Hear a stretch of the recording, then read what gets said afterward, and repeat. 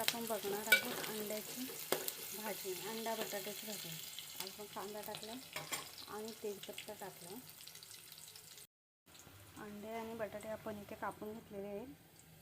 इथे जिरा खोबरा आल्याचे वाटण केलेले आहे आणि हे तेल लाल होईल, कांदा लाल होईपर्यंत आपण हे असं परतून घेऊया. आता आपण त्याच्यात मसाला टाकूयात.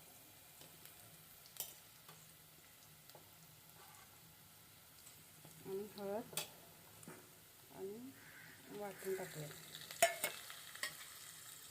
ते परतून घेऊ.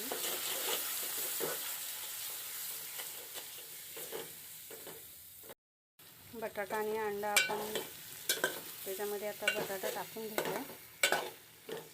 हे परतून झाल्यावर नंतर आपण त्याच्यामध्ये अंडे टाकू. बटाटे टाकल्यावर आता आपण त्याच्यामध्ये अंडे टाकले आणि त्याच्यामध्ये आता वाटणाचं पाणी टाकूया.